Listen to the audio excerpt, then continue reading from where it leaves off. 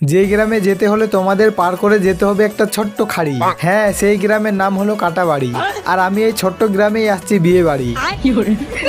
এই গ্রামেও আমার মামা বাড়ি। কি বলবো বন্ধুরা, এত মামা বাড়ি আছে যে বলার কথা না। আর আমার মামার ছেলের বিয়ে হচ্ছে, মানে আমার দাদা। তো চলো সবার সাথে পরিচয় করিয়ে দিই। দাদার নাম রঞ্জিত ওরাও, মামার নাম ছিদু ওরাও, মামির নাম মঙ্গলে ওরাও। গ্রাম কাটাবাড়ি, পোস্ট মালিয়ানদিঘি, থানা হরিরামপুর, জেলা দক্ষিণ দিনাজপুর। বৌদির নাম দীপিকা ওরাও, পিতা অমল ওরাও, মাতা সুমিতা ওরাও। গ্রাম বড় জামালপুর, পোস্ট তেলিঘাটা, থানা তপন, জেলা দক্ষিণ দিনাজপুর। তো বিয়ে বাড়িতে মা বাবা যায়নি, আমি দাদা ভাই বন্ধুদের সাথে গিয়েছিলাম। আর বিয়ে বাড়িতে দান দিতে কেন যে আমাকে এত লজ্জা লাগে, তাহলে আমার বিয়ের সময় তো আমাকে সবাই দান দিবে, তখন কত লজ্জা লাগবে সেটা ভেবে তো আমি পানি পানি হয়ে যাচ্ছি। তারপর ছোট বোনদের সাথে দেখা হলো। এখানকার লোকগুলো আমার ভিডিও দেখে আমি জানতাম না, তাহলে কাটাবাড়ি নিয়ে কিছু হয়ে যাক। কুমোর পাড়ার গরুর গাড়ি, ফাঁকা মাঠের মাঝে কাটাবাড়ি। সেই কাটাবাড়ি গ্রামটা ছুঁয়ে নিল আমার মন প্রাণটা। আমাকে তো ভালো লাগলো কাটাবাড়ি, তো চাইলে বানাতে পারে শ্বশুর বাড়ি।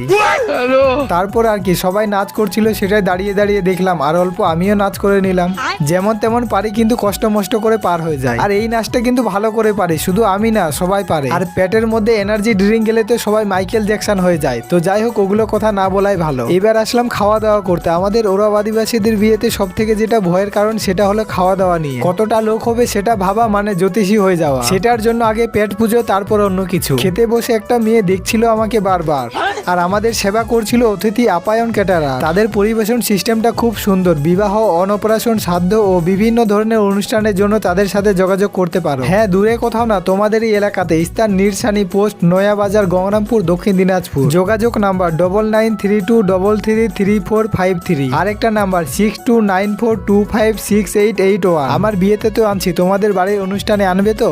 তো যাই হোক, অনেক কথা হলো, এবার একটু খেয়ে নেই, না তো আবার একটু পরে লোকগুলো পাশে আসে দাঁড়িয়ে যাবে, তখন আবার মিষ্টিগুলো খেতে লজ্জা লাগবে।